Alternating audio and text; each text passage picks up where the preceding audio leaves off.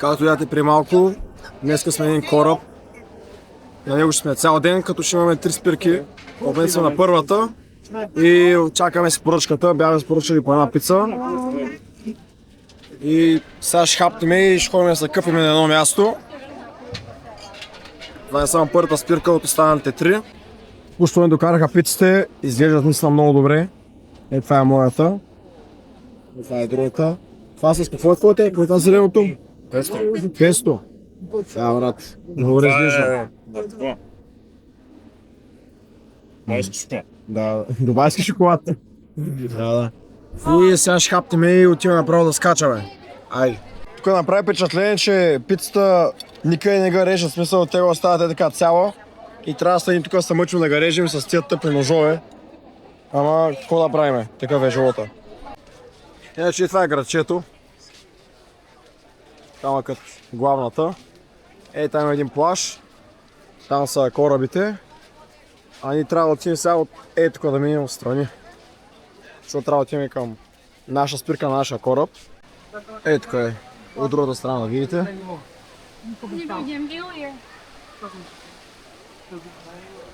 Реално е едно такова спокойно. Плажа не е каменист, има си пясък. Обаче е фрашкам с туристи и с тези тесни улици разминаването става много кофти.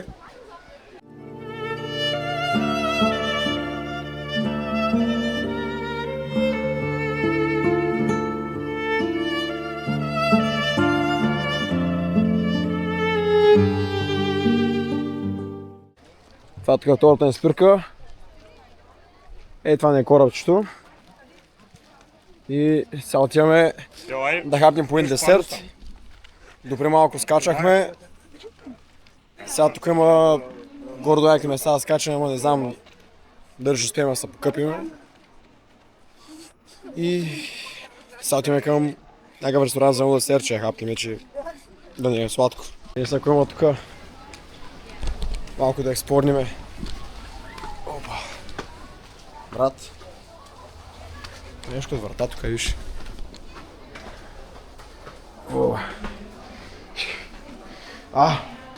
Там в края има пъда, бе. Или коя, кое е там? Че съм фокусирал.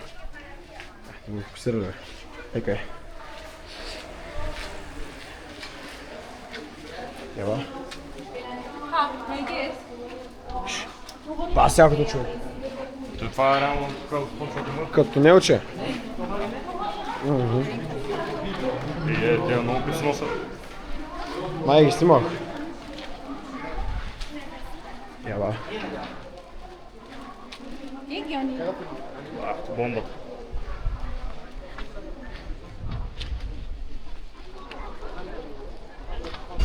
Сега отново следваме пак да хапнеме. Аз съм от тиражесу. Пълне тук е една лимонна торта.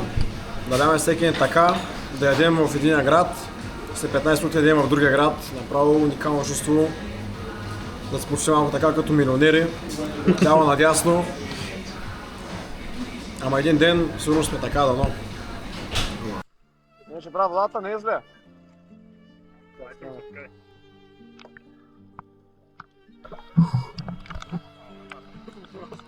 То няма водора с доста кавани. Мен от такива първежава тук няма.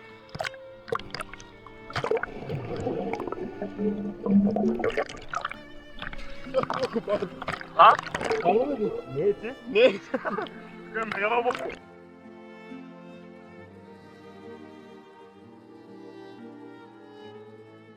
Тука, капитано!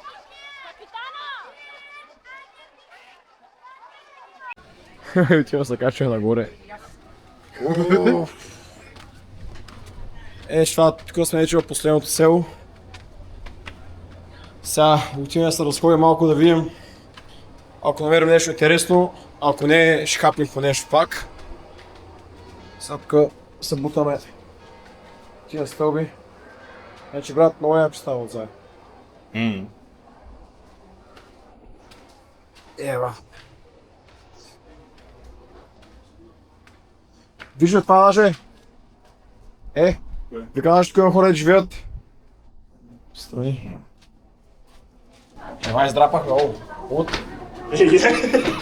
Скачи ме... Поне начинила. Ага. Обаче виж как правят всичко тук е ти е еднотипно, в смисъл. Какво да? Еднотипно е, всяко едно сърце тук минаваме еднотипно. Кал да. Едно към едно. Баш едно към едно, не е. Ама почти тук по уличките. Да, ба, по-тесно. Почти всичко е едно и също, ама виж, няма толкова много хора тук. Да. Това е хубавото. Не питай. Всичко съм виждал в Италия, ама точно е такова нещо не съм виждал никога. Ява, ма гледай ги бе, човек. Я някакви други такива интересни няма ли? Не, само това. Това е какво? Това е сърце. Да. Не брат. Когато го сегнем само тези парчета е тук. Сега отиваме вънка да ги хапим, вече сме много гладни отново. Той плана не е толкова гладен, аз направо умирам от глад. Сега ето ще ги спукаме направо. Ей, къде е моето близо. Това е с песто, другото ми е с доматен сос и моцарела. Тук седаме сега на едно романтично място. И хапкаме вече, се прибираме, че тук сме на този кораб от цял ден обикаляме още от сутринта. И да. Ето тук вече е второто. Пестото беше добре. Не съм голям фен на песто, ама го изядах. Сега ще пробваме и това. И след 10 минути тръгваме направо за лодката и се прибираме. И за днес това беше, приятели.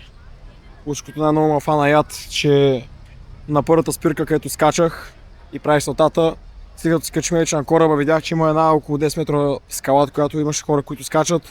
Но просто в началото аз не я видях. Отделно се надявам целият клип да ви е харесал. Ако е харесал, може да се абонирате и да го харесате и може да коментирате по нещо отдолу. И това, което искам да ви кажа е, че един човек е много хубаво да пътува, защото когато пътува, той разбира откъде е тръгнал. И няма нищо лошо от това да прекараш известно време в чужбина и след това да се завърнеш в България. Лично аз съм така, понеже когато съм в чужбина, всеки ден си мисля как все нещо ми липсва. И когато се върна вече в България, това ще ми минава. И разбирам как аз съм се изградил вече една връзка в България, която не може да бъде заменена с нищо друго. Затова